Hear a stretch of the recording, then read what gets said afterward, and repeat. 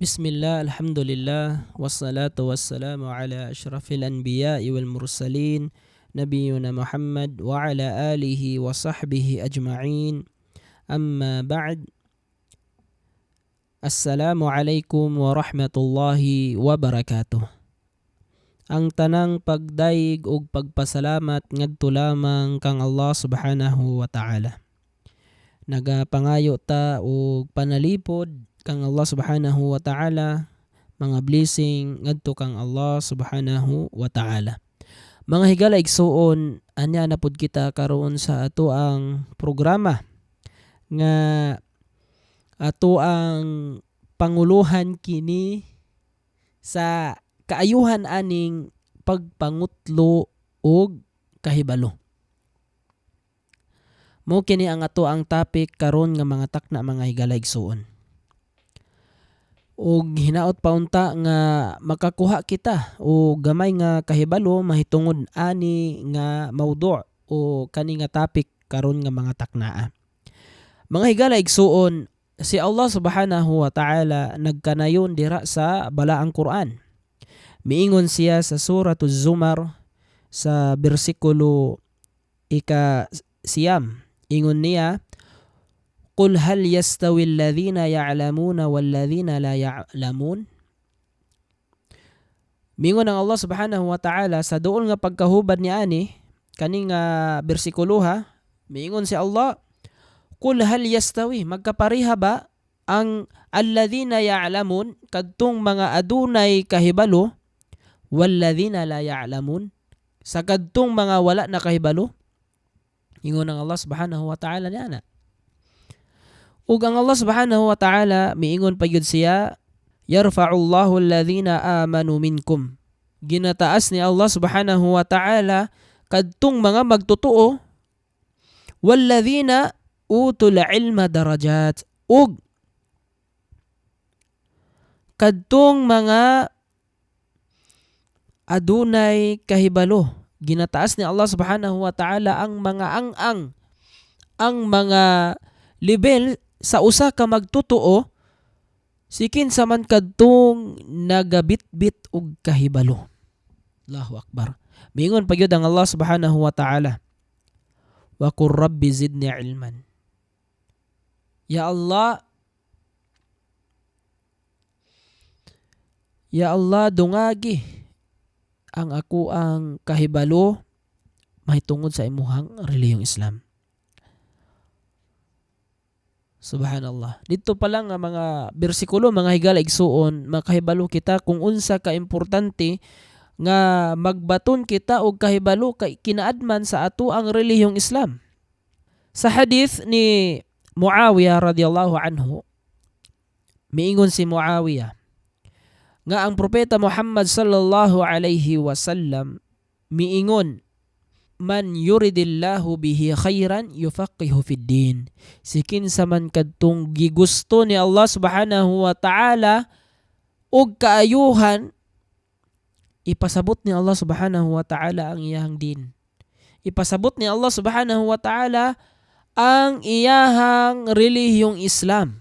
Muttafaqun alayhi. Kung moingon tag muttafaqun alayhi mga higala igsuon, giasoy kani ni Imam Bukhari ug ni Imam Muslim. Kusog nga hadith, sahih.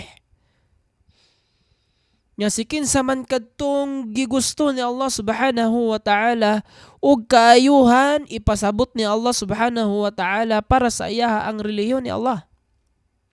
Ipasabot ni Allah ang din, al-Islam.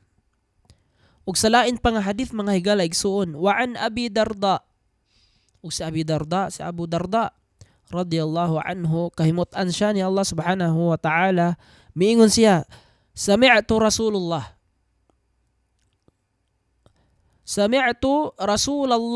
nadungog nako ang propeta ni Allah subhanahu wa ta'ala nga miingon, man salaka sabilan yabtaghi bihi ilman, sikin sa man kadtong nipadung sa pagpangutlo og kahibalo, nagtuon sa Islam, sahalallahu lahu, ipadali ni Allah subhanahu wa ta'ala para sa kadtong nagapangutlo og kahibalo, tariqan ilal jannah. Allahu akbar. Liman kana mga higala igsuon. Ipadali ni Allah subhanahu wa ta'ala ang paraiso. Unsa iyang buhaton? Kung siya mangutlo og kahibalo para kang Allah subhanahu wa ta'ala. Ipadali niya ang paraiso. Ipadali ni Allah subhanahu wa ta'ala. Ug sa sumpay nga sa hadith, wa innal malaika la tada'ul ajnihataha li talab al-ilmi riddan bima yasna'. Subhanallah. Grabe. Pati ang mga manulunda, mingon ang propeta, sa pagkatinuod, ang mga manulunda, ilahang itiklop, ilahang dili nila kabja ang ilahang pako. Ilahang ibaba ang ilang mga pako. Ilahang iambak ang ilang mga pako. Aron lamang sa paghatag og respeto sa kadtong mga nagapangutlo og kahibalo mahitungod sa ato ang din. Wa innal alima la yastaghfiru lah kullu shay'in hatta hitanu fil ma. Allahu akbar. Pati ang kadtong naa sa mga kalangitan sa kayutaan pati ang balyena nga naa sa dagat miingon, ya Allah, pasayloa in taon kini si Pulano, kani si Pulana, kay nangutlo kini siya og kahibalo mahitungod sa imuhang reliyong Islam. Allahu akbar. Liman ka na mga higaligsoon. Pati ang mga manulunda, pati ang mga isda, bisan ang mga isda didto sa kinailabman sa dagat, pati ang balyena, mangayo og kapasayloan para sa imuha. Wa fadlul alima ala al-abid kafadlil kamari ala sairil kawakib. Allahu akbar. Ug ang kaayuhan aning naa sa kalangitan sa usa ka magtotoo nga nagdala ni aning kahibalo na asay kahibalo kasusama ra sa buwan nga mas maayo pa ang buwan kaysa kadtong mga bituon. Ngano man, mas hayag ang buwan. Kung tanaw ni mga buwan, mas hayag kaysa kadtong mga bituon. Wa innal ulama warathatul anbiya. Tungod kay ang mga ulama, mga iskalar nato, sila kadtong mga gibilinan sa mga propeta. Wa innal anbiyaa lam yuwarrithu dinaran wala dirhaman, innama warrathu al-ilma faman akhada bihadhin wafir. Sa pagkatinuod kadtong mga propeta, lam yuwarrithu dinaran, dili nagabilin og mga kwarta. Innama, busa ang ilang ginabilin ang kahibalo. Faman akhada, ug sikin sa man ang nikuha ni ani, akhada bihadhin wafir. Iyahang nakuha ang dakong bahandi ni ani. Allahu akbar. Ug sa hadith pa gyud mga higaligsoon, si Abu Hurairah radhiyallahu anhu, niingon siya nga sa pagkatinuod ang propeta Muhammad sallallahu alaihi wasallam miingon, idza mata al-insanu inqata'a 'amaluhu illa min thalath. Sa pagkatinuod, kung mamatay na ang angka ni Adan, ang tao, maputol pod ang iyahang mga binuhatan. Gawas na lamang sa tulo. Ang una, illa man sadaqatin jariyah. Gawas na lamang sa kadtong nagsadaqatun jariyah. Kadtong mga tuloy-tuloy nga mga reward, pananglitan, madrasa, patubig, unsa pa na dira nga mga dili maguba, nagsadaka og yuta og ingon pa gid niya aw ilmin yanfa'u bihi, ug katong kahibalo nga naka benepisyo, aw waladin salihin yad'u lah, akhrajahu Muslim. Og kadtong maayo nga anak nga nagadua sa iyahang ginikanan. Li'ilmi syar'i manzilatun 'azimatun fid din. Og kaning pagbato nato og kahibalo nga syar'i, ang gipadayag ni ani mao ang kadtong anaa tay kahibalo sa Islam, usa kadakong butang sa ato ang din, sa ato ang relihiyong Islam. Hathallahu alayhi wa raghaba fihi wa faddal ahlahu ala ghayrihim. O kadtong mga nagabato ni ani gihatagan og mga kaayuhan ni Allah subhanahu wa ta'ala sa kadtong wala nagabaton ni aning kahibalo sa ato ang relihiyong Islam. وجعل طلبه من أفضل القربات ومن أعظم أسباب دخول الجنة. O kaning pagpangutlo og kahibalo mooy hinungdan nga mapaduol ta ni Allah subhanahu wa ta'ala og maupoy dakong rason nganong kita makasulod sa paraiso ni Allah subhanahu wa ta'ala. Tungod kay kung aduna tay kahibalo mga igala igsuon, mga ginikanan sa pagtuong Islam, makahibalo ta si kinsa si Allah subhanahu wa ta'ala, makahibalo ta niya, makahibalo ta unsaon nato pagampo kang Allah subhanahu wa ta'ala, makahibalo ta sa mga gisugo ni Allah subhanahu wa ta'ala ug sa iyahang propeta sallallahu alaihi wasallam, ug makahibalo pud ta kung unsa ang gibawal o gipwede ni Allah subhanahu wa ta'ala diha sa ato ang din. Pananglitan na lang. Unsaon nato pagsimba kang Allah subhanahu wa ta'ala kung wala tay ilm, wala tay kahibalo. Basin magsalat ta dira, nagka-bali-bali, wala na nagkadimao. Ingana ka importante ang ato ang pag-eskwela sa ato ang relihiyon. Bisan pagamay-gamay lang o ginagmay, kausa sa usa ka semana, kaduha sa usa ka semana, at least naga-kat-on kita sa ato ang relihiyon. Kay kaning pagpangutlo sa ato ang relihiyon mga igala igsuon, dili man ni one time, big time. Dili ni siya kausa lang. Hangtod sa kita bugtuan o kinabuhi.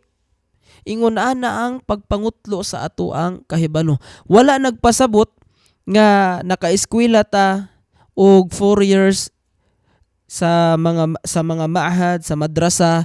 Wala nagpasabot nga adto ra taman, dili.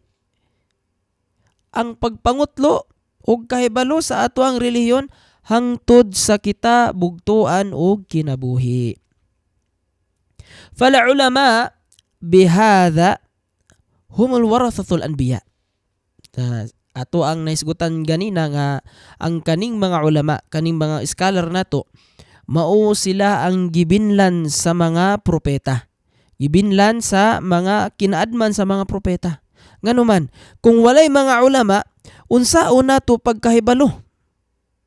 Kung walay mga scholar dira nga nagatudlo sa atoa, unsaon nato pagsimba, unsaon nato pag kinabuhi sa ato ang din? Kung ang ato ang mga ulama wala sila, di ba? So ang mga ulama warathatul anbiya, mga gikabinlan sa mga propeta. Ug adunay kaayuhan o daghan kaayo nga mga kaayuhan mga higala igsuon sa ato ang nahisgutan nga topic karon, kaning kaayuhan sa pagpangutlo og kahibalo sa ato ang relihiyon. Una ni ani nga fadlul ilm wal ulama haythu innahum warathatul anbiya. Kaning mga kahibalo nga ato ang nakutlo, nakuha nato o kaning mga ginatawag nato nga mga ulama, mga scholar nato. Sila kadtong gikabinlan sa ato ang mga propeta. O lain pa ang pagkasabot nato nasabtan nato ang ato ang din, mao kani ang kaayuhan nga gihatag ni Allah subhanahu wa ta'ala. Kay sa ato ang nahisgutan ganina nga niingon ang propeta Muhammad sallallahu alaihi wasallam, man yuridillahu bihi khairan yufaqihu fid din. Sikin sa man katong gusto ni Allah subhanahu wa ta'ala og kaayuhan sa usa ka magtotoo, sa usa ka Muslim, ipasabot gayud niya ang relihiyon ni Allah subhanahu wa ta'ala.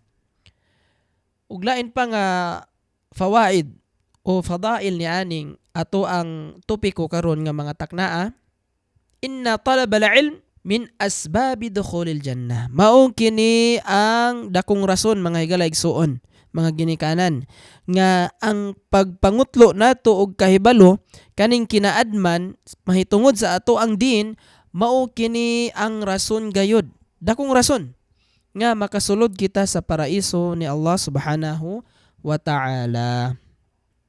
Hinaut paunta nga nakakuha kita mga higala igsuon, mga ginikanan sa pagtuong Islam, nakakuha kita og gamay nga kahibalo ni ani mahitungod sa ato ang topiko karon nga mga taknaa. Ug pangayoon nato kang Allah subhanahu wa ta'ala ang ikhlas nga hinaut paunta nga iyahang dawaton kini nga ikhlas nga kita nagapangutno, nagakat-on kita sa iyahang reliyon kaning ato ang din al-Islam.